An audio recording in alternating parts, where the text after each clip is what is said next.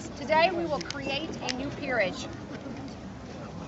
This is a, can I get an opinion, please?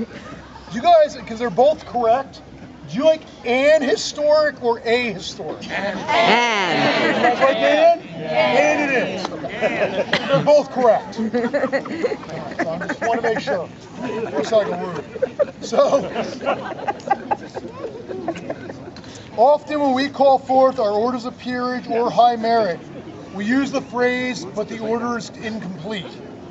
Today, however, our orders of peerage themselves are incomplete, and we are minded, therefore, to create a new peerage. When making a new peer, we consult with the existing peers, for wisdom should never be scorned, but rather sought. Therefore, we are minded to consult with representatives of the existing peerage orders concerning the creation of the Order of Defense, a peerage designed to recognize the martial prowess and the contributions to the society from the fencing community. Sorry, we're very nervous. We are extremely nervous about this.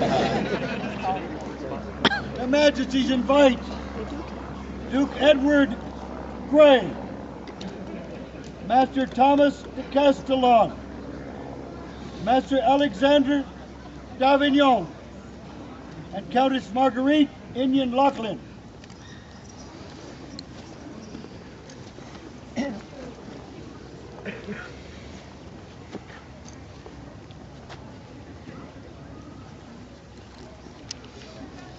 would ask that the four of you provide us advice from your orders regarding the creation of this new peerage. I, Edward Grey, Knight of Society, would speak for the Order of Chivalry. May I address your question? Please. As knights and masters, we are charged to be exemplars of martial prowess. Martial prowess chained to and tempered by the virtues of courage, honesty, loyalty, generosity, faith, courtesy, and franchise.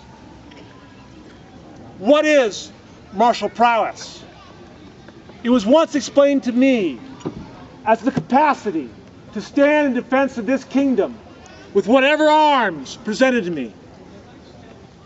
And to do so as a virtuous combatant is to bring honor to the crown, kingdom, or my order and chosen lady.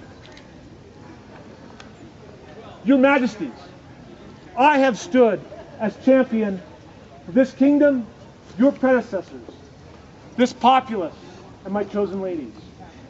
I have met worthy adversaries from many lands with all manner of arms and honored my vow. And I have stood in the rapier list and on the field of war with the defenders of this kingdom as combatant, champion, and sword brother. And I have done my duty and left my toll and bested foemen. But I have done so as a member of the chivalry, as an exemplary combatant, not as a master of these more precise and agile blades, not as the three candidates you have called before you have done.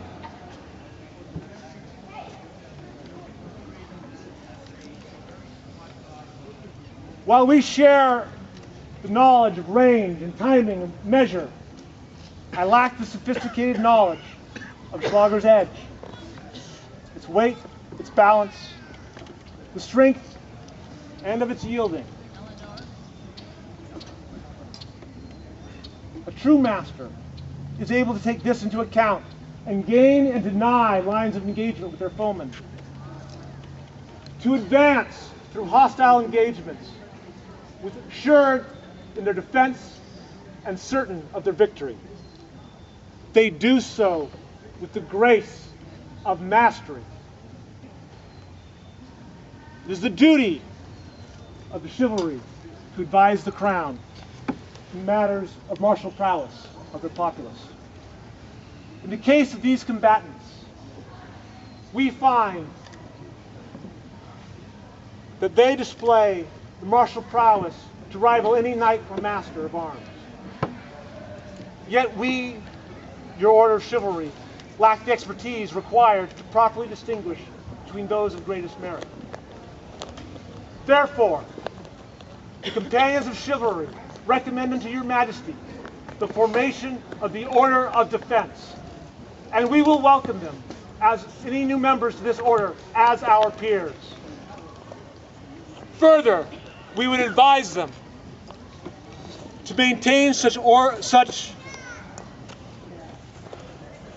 a standard of martial excellence as is on display this day by the 3 canons you will call. So say I, Edward Grey, Knight of the Society.